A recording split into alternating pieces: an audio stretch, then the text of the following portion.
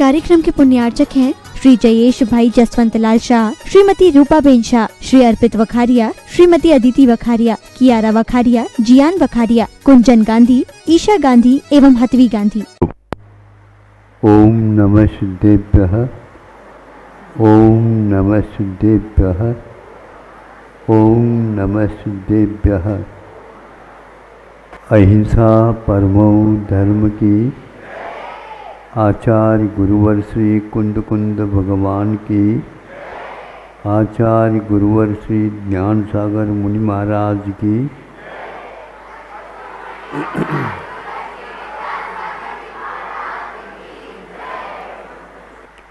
कहीं कहीं पर ये क्रोध, मान, माया और लोभ ये चार कषाएं हैं। तो क्रोध का क्षमा विपरीत धर्म है। अब हम प्रकर्ष प्राप्त लोभस्य दूरीकरणम शौच। जब लोभ का उत्कर्षण होता है, बढ़ता जाता है, उसको बहुत जल्दी समझ करके, सोच करके उसका संवरण करना चाहिए और नीचे की ओर लाने का उद्यम करना चाहिए। उद्यम इसलिए मैं कह रहा हूँ, प्राय करके संयम के लिए उद्यम भी एक शब्द आता है। आज जिस विपरीत क्षेत्र में आप लोग उद्यम के स्थान पर ऊधम करते हो, आप सुन रहे? हाँ, हम कि विपरीत धर्म आपके कर्णेंद्र के लिए, फिर भी आपको सुनना है। मनोयोग के साथ सुनेंगे, अवश्य यह ध्वनि आपके कानों तक आ रही है। वैसे तो आप फ़ोन वगैरह कर लेते हैं, मोबाइल पर सुनते हैं, तो बहुत जहाँ आवाज़ उत्पन्न होती रहती है, बरकरार एक एक शब्द, एक एक अक्षर आप सुन लेते हैं। यहाँ पर भी वही मनोयोग लगा करके आप इसको ग्रहण करेंगे। लोभ न करें। हाँ, ये एकांत नहीं है। यदि लोभ अच्छे क्षेत्र में करते हैं तो आप लोग बहुत जल्दी सफलता प्राप्त कर सकते हैं।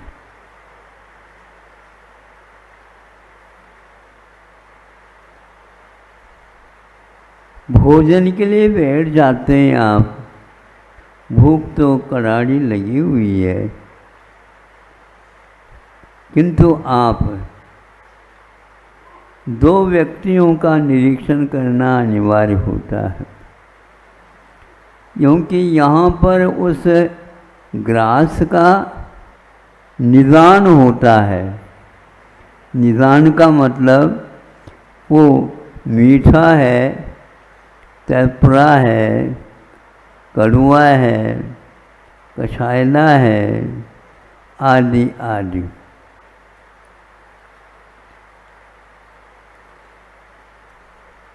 तो आपको इस ओर भी देखना है। फिर इसके उपरांत जब वह ग्रास चरवण के साथ नीचे चला जाता है,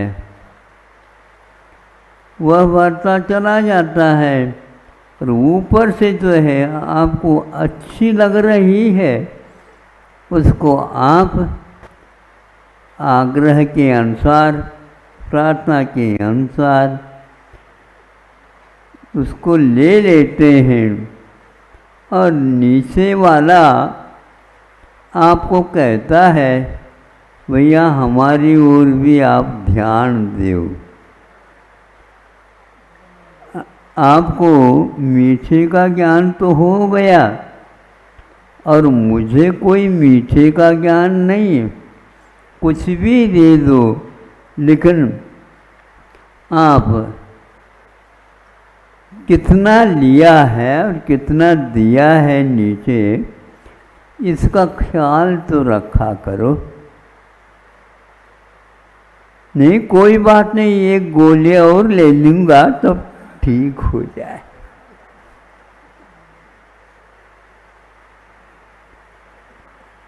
क्योंकि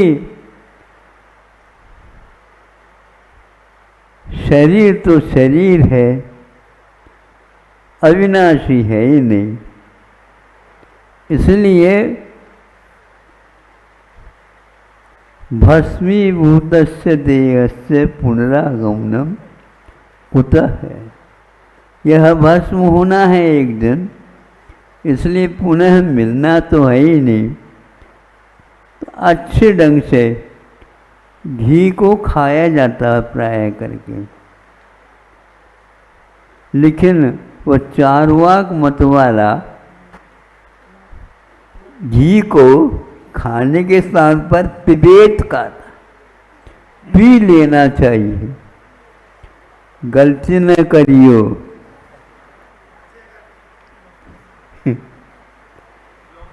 पचेगा भी नहीं और बचना भी मुश्किल हो जाएगा।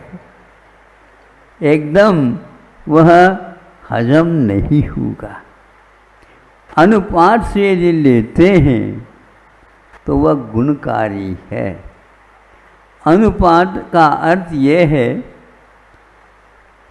मिल रहा है ले लो, नहीं, आप अपने हाथ से अनुपात निकालो, मुझे कितना लाभप्रद है ऐसा। इसलिए परोसने वालों को भी ध्यान रखना चाहिए और जिसे परोसा जा रहा है उसको भी ज्ञान नहीं, ध्यान अच्छे ढंग से रख लेना चाहिए। अतिमात्रा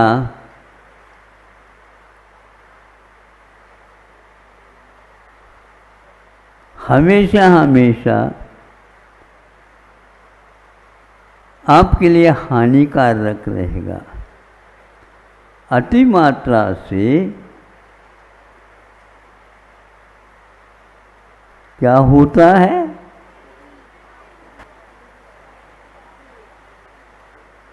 अतिमात्रा से यदि भोजन कर लेते हैं या और कुछ भी कर लेते हैं तो वहाँ एक कुफत हो जाता है, आपके लिए हानिकारक होता है। इसलिए मात्रा मासी हो ऐसा कुछ ध्यान में आ रहा है। किंतु एक प्रकार से माँ इस बात को समझती है, कितनी इसकी उम्र है, कितनी इसकी भूख है, पाचन शक्ति की क्या दशा है, समझती है। आप भले ही आग्रह कर लो, वह आपके आग्रह को भी घुमा करके आपको दूसरी चीज़ दे देगी, किंतु मात्रा उतनी ही रखती। तो भीतर नीचे वाला पेट कह रहा है कि भैया बंद कर दो, तो आप बंद क्यों कर दें? आप भर गए हो तो दूसरे तरफ से एक मार्ग और खोल दे, पेट के बाहर से। होता ऐसा ही है आजकल।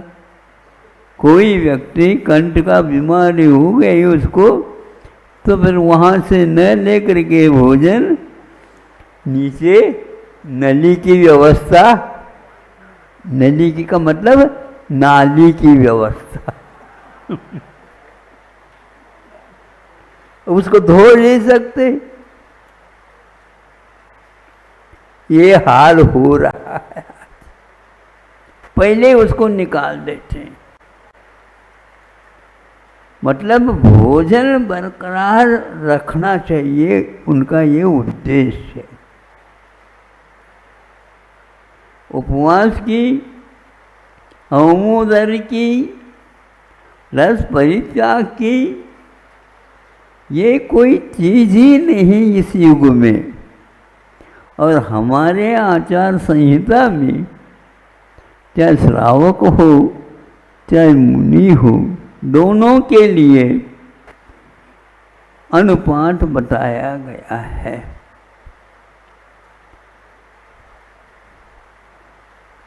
शंखाओं के बारे में उन लोगों ने कहा है, लघु शंका दीर्घ शंका के लिए जाऊं क्या नहीं जाऊं, और भोजन के लिए उठना है और कुछ भूख कम सी लगी है, भोजन के लिए उठूं क्या नहीं उठूं, मत उठो, ये कहा है। तो आप लोग क्या करते हैं, मेहमान आए इसलिए उनके साथ तो हमें भोजन तो करना ही होगा, और हमारे जल्दी उठेंगे तो उनको भी जल्दी उठना पड़ेगा। इसलिए अब क्या करें, नहीं मेहमान को कह दो थोड़े से आज स्वास्थ्य में गड़बड़ी है, इसलिए मैं अभी इस समय भोजन नहीं कर सूंगा, मैं बैठ जाऊंगा, आपको परोसता रहूंगा। ये आवश्यक है। जो चीज हानिकारक है जानते हुए भी उसका सेवन यदि हम करते हैं, हमसे बढ़कर के कोई अविवेकशील मनुष्य नहीं है। क्योंकि विवेक और अविवेक का मैं इसलिए प्रयोग कर रहा हूं, इसका क्षीर नीर विवेक के लिए कहते हैं ना, उसी प्रकार इसका अर्थ निकलता है। वेद विज्ञान और सामान्य ज्ञान में बहुत अंतर होता है। इससे हम अपने जीवन को शांतिपूर्वक जी सकते हैं। पच रहा है यह नहीं पच रहा है, ये ज्ञान नहीं करते हैं तो कैसा होगा। इसके बारे में कई स्थानों पर ये लिखा कि जिसको आहार विहार और निहार का बोध नहीं रहता, वह व्यक्ति कभी भी मुनि नहीं बन सकता। और यदि मान लो कोई आपके आग्रह करके मुनि बनाना चाहे तो मैं तो आप लोगों को आशीर्वाद नहीं दे सकता, क्योंकि यह अभ्यास पहले अनिवार्य है। यदि आपको वह पच नहीं रहा है, रुच नहीं रहा है, स्वाद नहीं आ रहा है, महाराज रस वगैरह ले लें तो स्वाद आएगा, गलत बात है ये। यदि आप ज़्यादा लेंगे मात्रा में या रसों की मात्रा प्रतिदिन लेते चले जाएंगे तो वह पचेगा नहीं बल्कि बचेगा, अजीर्ण होगा। गोली ले लेंगे, गोली ले लेंगे, औषध ले लेंगे, फाकी ले लेंगे, उससे वह काम ठीक नहीं चलेगा। ये पहले ठीक कर दो। आचार्यों ने इसीलिए बाह्य 6 प्रकार के तप बताए, आभ्यंतर 6 प्रकार के तप बताए, और ये हेतु दे दिया आभ्यंतरस्य तपसा परिभ्रूमणार्थम, बाह्य तपों की व्यवस्था भीतरी तपों की विकास के लिए रखे हैं। यदि इनको गौण करते तो 6 ही तप रह जाते हैं। कर्म निर्जरार्थम तप्यते तपः, कर्मों के निर्जरा के लिए तप किया जाता है? नहीं, कर्मों की निर्जरा के साथ साथ वह आभ्यंतर तप के लिए कितना उपकारक है ये देखना आवश्यक है। हाँ, इतना अवश्य है बाहरी तपों की मात्रा बढ़ न जाए। बढ़ाने में आप उसको भी बढ़ा दें, उसको इस ढंग से मत बढ़ाओ। संतों ने इसके लिए सूत्र लिखा है, तद्व्रत माचरितव्यम यत्र शरीर मनसी न विकृतिम याति, विकृति को प्राप्त नहीं करते हैं, क्योंकि मन भी प्रशस्त बना रहे और तन भी प्रशस्त बना रहेगा तो वह व्रत अपने लिए व्रत माना जाता है। तद्व्रत आचरितव्यम यत्र न अकुशलम, यदि शरीर और मन में अकुशलता मिल जाती है तो छोड़ देना चाहिए, ये कहा है। लेकिन हम लोभ के लिए अब ये इनको बता दो, ये सूत्र का पाठ करने से एक उपवास का फल मिलता है।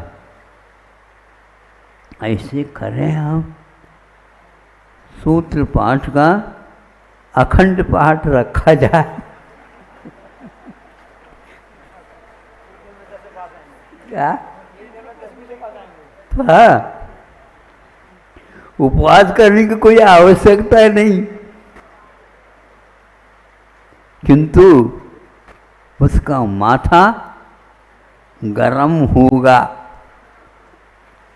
अब उसको ठंडा करना बहुत कठिन है, बर्फ लगा दो कुछ नहीं होगा उससे। इसलिए आप अति मात्रा में वचन प्रयोग न करिए, अति मात्रा में आप चिंतन न करिए।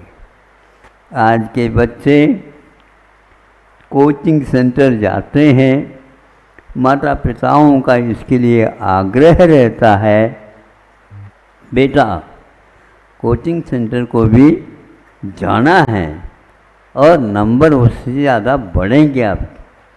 वो लोभ में आ जाता है लड़का, और विद्यालय भी जाता है। सुनने में आया था, अन्यथा न ले, मैं केवल यहाँ कोई पत्रिका में सुन लेता हूँ तो आपके सामने रख देता हूँ ताकि आप उस ओर भी ध्यान दे सके। तो उसमें यही था कि विद्यालय में जो दिया जाता है विषय वह कोचिंग सेंटर में नहीं दिया जाता, और कोचिंग सेंटर में जो दिया जाता है वह विद्यालय में भी मिलता नहीं है। ऐसी स्थिति में दोनों को वह हाजिरी दे देता है, उसका माथा गरम हो जाता है। बेटा अमृत धारा लगा लेना बीच बीच में,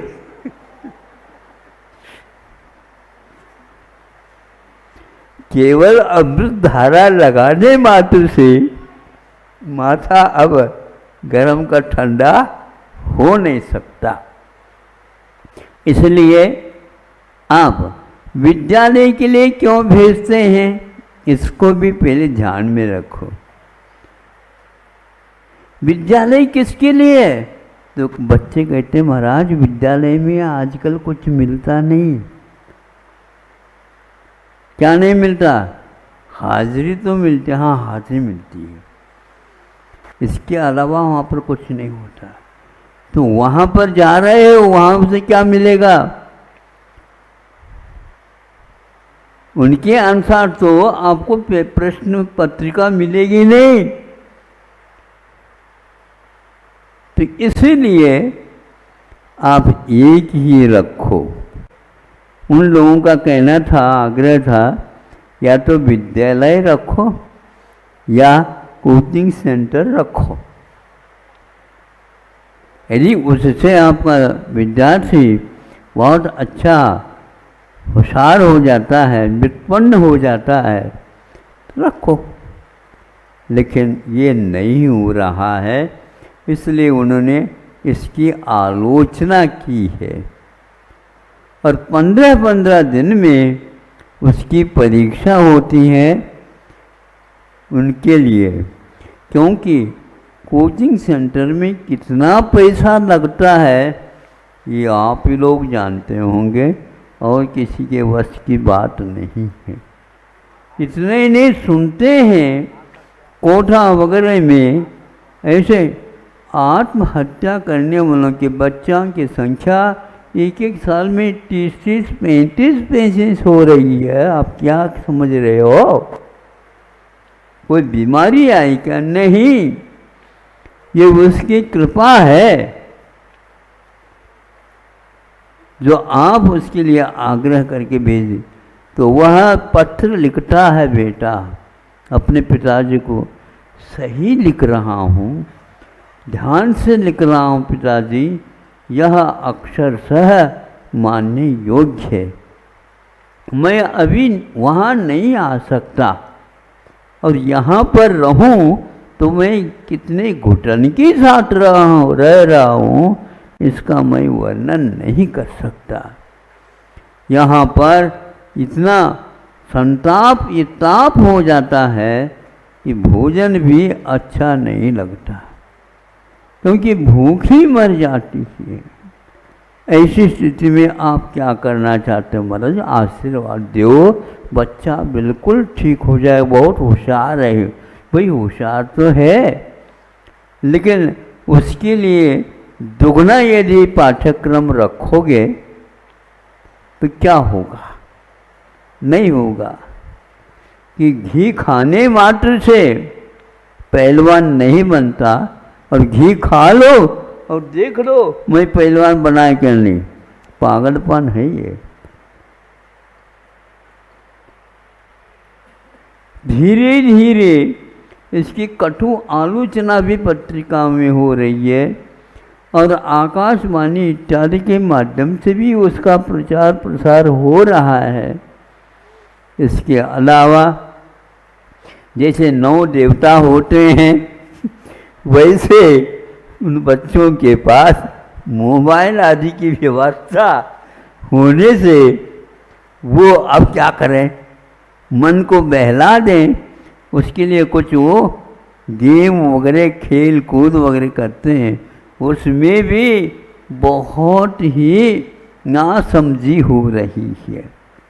आप यहाँ पर बैठे हो, प्रयास करके बच्चों के लिए किसी भी प्रकार से धन अर्जन करके देते रहते हो, एक दिन बच्चा अवश्य पढ़ा लिखा हो करके आएगा। तो वह अब क्या आएगा, कब आएगा, इसका कोई पता नहीं है। इसके बाद में भी एक और है, भारत में की शिक्षा सही शिक्षा नहीं है, विदेश की शिक्षा ही विशेष शिक्षा है। ठीक, बिल्कुल ठीक है। कौन सी विशेष शिक्षा और कौन सी सामान्य शिक्षा, इसकी तुलना करना बहुत मुश्किल है। इन सब बातों से आप लोग अवगत हैं, लेकिन आप लोगों को लोभ अवश्य सता रहा है। एक दिन आएगा बच्चा और पैकेज के साथ आएगा। हाँ, तो अब आप घूम क्यों गए? हम घूमे नहीं समझे। घूमने वाले बच्चे तो हमारे कंपनी में बहुत आते हैं, किंतु हम उनको भी लौटा देते हैं, उसी प्रकार आपको भी लौटा रहे हैं। आगे मुझे कुछ कहना गलत लगेगा आपको, नहीं आप सही सही बता दो ताकि मैं उसको सुधार सकूं। सुधारना तो ये है कि आप काम करते हैं किंतु आपको अनुभव नहीं है। सुन रहे हो? 2 बार मिल ले, 2 बार कह ले, अच्छा रहता है। जैसे आप लोग मन शुद्धि, वचन शुद्धि, काय शुद्धि 3 बार बोलते हैं तो तब हमें संतोष होता है। उसी प्रकार यह जब सुना, अनुभव नहीं, फिर अनुभव के बिना भी अंक इतने आ सकते हैं क्या? अनुभव के बिना भी, हाँ महाराज, यह तो विदेशी अथवा देशी शिक्षा की बात है, किंतु निगाह की बात नहीं है। हमने 3 महीने में देख लिया, आपको कुछ भी नहीं आता। कई व्यक्तियों ने, जो समालोचन करने वालों ने भी यही कहा कि इस प्रकार के बच्चे, उनको हम इंग्लिश में क्या शब्द आता है, डमी डमी। हाँ, इसका अर्थ क्या होता है?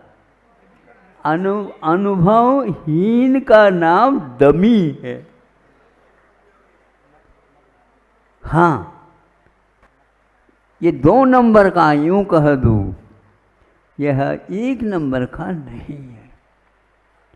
तब उसको लगा, इतना मैंने अध्ययन किया, ये अध्ययन नहीं किया, आपने केवल क्या किया? रटा रटा, रटंत विद्या, तोता रटन जिसको बोलते हैं। तोता बहुत राम राम राम राम राम राम बोलता है। राम राम राम जल्दी बोलो तो क्या होगा? मरा मरा मरा मरा।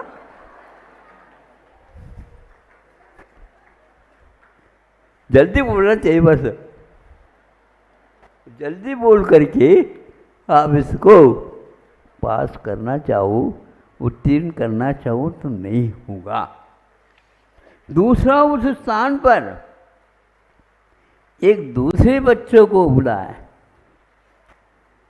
वह बच्चा आया,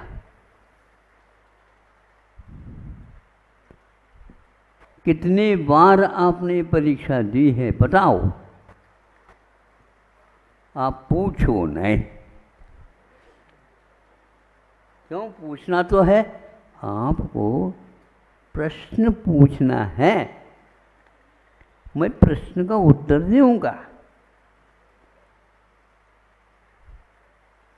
क्या चाहते हैं आप हमसे? काम चाहते हैं, लेकिन हम आपको बताते हैं इतने पैसे तो हम राशि देंगे और इसका विकास भी करते चले जाएंगे। आपको यदि पसंद है, हाँ हाँ बिल्कुल मुझे पसंद है। फिर बाद में उसने तुलना की इसके अंकों की और इसकी पद्धति की और उसकी पद्धति की। इसको भी वह राशि बढ़ाते बढ़ाते जा रहे हैं। एक दिन पूछा, क्या पूछ रहे हो? हम ये पूछना चाह रहे हैं आपने कहाँ से पढ़ाई की है? कहाँ से पढ़ाई? विद्यालयों से जो मिलते हैं वही पढ़ाई? नहीं, विशेष आपने पढ़ाई की है। कौन सी पढ़ाई की है बताओ?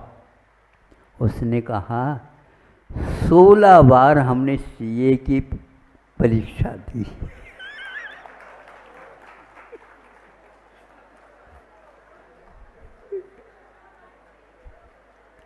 आपने सुन लिया वाक्य? कैसा लग रहा बताओ?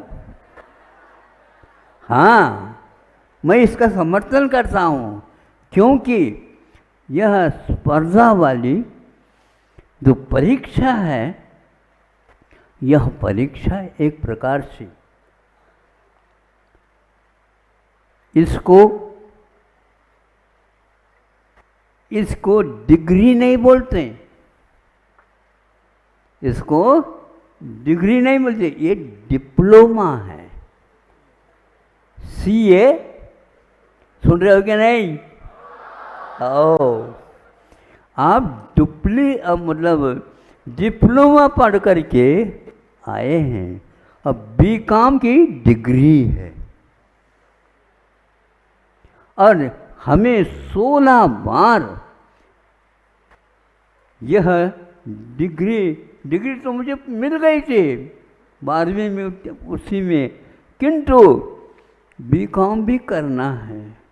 लेकिन 16 साल जब पार किया उस समय ये डिप्लोमा में पास हो गए।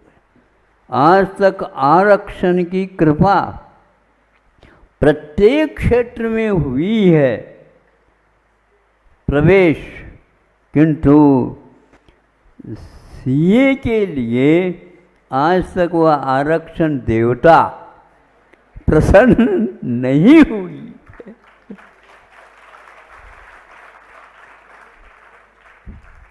किंतु उसके लिए 16 साल निकालना पड़ा। फिर भी कम है, उन लोगों ने कई सीमा नहीं रखी, अब रख दी, वो तो बात अलग है। जब कभी मैं सुनता हूँ तो उसके लिए कहा मरते दम भी आप सीए की परीक्षा दे सकते हो। अभी भी ये है, बिल्कुल पक्का है, क्योंकि इसमें निगाह रखी जाती है यह इस प्रश्न का उत्तर कैसा लिखता है, आपकी प्रस्तुतिकरण कैसी है।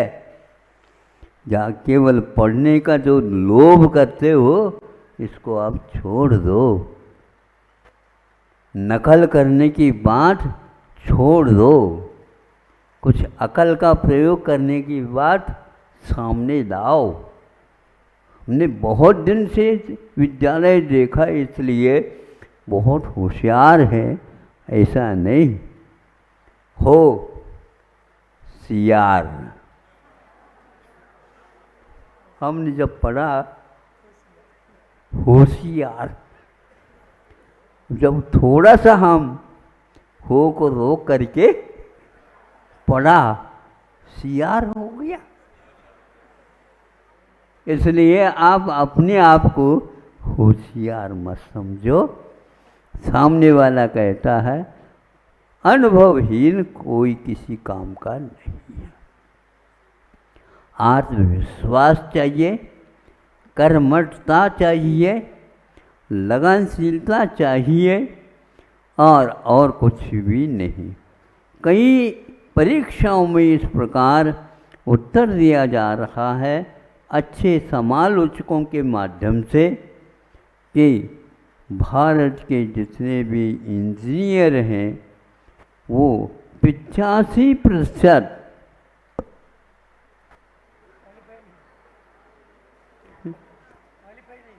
सुनो, क्वालिफाई के बिना एजुकेशन कैसे है महाराज, ये बताओ।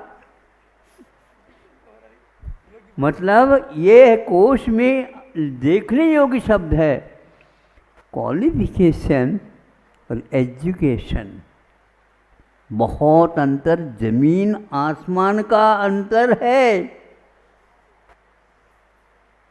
योग्यता ये महत्वपूर्ण है। भव्य और अभव्य में क्या योग्यता है, दोनों के पास ज्ञानावरणी, दर्शनावरणी, मोहनी आदि सारे कर्म हैं, लेकिन एक के पास योग्यता है नष्ट करने की और एक के पास नष्ट नहीं करने की है। इसलिए जो नहीं करता नष्ट, उसके लिए योग्यता है ही नहीं, इसलिए उसको अभव्य घोषित किया है। अयोग्य जिसको बोलते हैं, होनहार नहीं। अभव्य का अर्थ क्या होता है, भवितुम योग्य है न इति अभव्य है, ये इसका अर्थ निकलता है। समय आपका हो गया है, समय की ओर देखना चाहिए। आप लोग घड़ी तो हाथ में बांधते हैं लेकिन उसकी ओर निगाह नहीं रखते,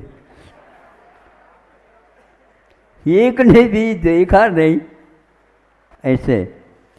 किंतु मुझे हमारे सामने रखा हुआ है, इसका अपना महत्व है। ज़्यादा मैं कहना नहीं चाहता हूँ, किंतु आपको सोचना चाहिए। केवल उस सुभाष चंद्र ने जो पत्र लिखा था अवश्य आप पढ़िए और साहस रखिए कि कैसा उन्होंने उस समय में, जिस समय में स्वतंत्रता मिलने को थी, उस समय में यह उन्होंने अपने भावों की अभिव्यक्ति की थी। बहुत अच्छा। ऐसे माता पिताओं के संस्कार हमेशा हमेशा इस गांव को नहीं, शहर को, नगर को नहीं, किंतु वहाँ सभी प्रांत और सभी राष्ट्र को उन्नत करने में कारण है। था महावीर भगवान ऐसे नहीं बने थे नकल करके। ध्यान रखो, महावीर भगवान अपनी अकल लगा करके ऐसा किया और वह 3 लोक के नाथ बने। धन्य है ऐसे तीर्थंकरों को और उस परंपरा को जो आज कम से कम हम उसको सुनने, पढ़ने और उसके द्वारा जो संकेत दिया गया है उसके अनुसार उस पथ पर चलने के लिए थोड़ी क्वालिफिकेशन जिसको बोलते हैं रात हासिल करो, पर्याप्त हो जाएगा। और अपने बच्चों के ऊपर भी निगाह रखो, किंतु टेलीफोन से नहीं और मोबाइल पर नहीं और वैसे ही देख करके नहीं, कुछ समय दिया करो और उसके ऊपर सिर के ऊपर हाथ फेरा करो कि उसमें ऐसे संस्कार आ जाए। अहिंसा परमो धर्म। इस कार्यक्रम के पुण्यार्चक थे श्री जयेश भाई जसवंत लाल शाह, श्रीमती रूपाबेन शाह, श्री अर्पित वखारिया, श्रीमती अदिति वखारिया, कियारा वखारिया, जियान वखारिया, कुंजन गांधी, ईशा गांधी एवं हतवी गांधी।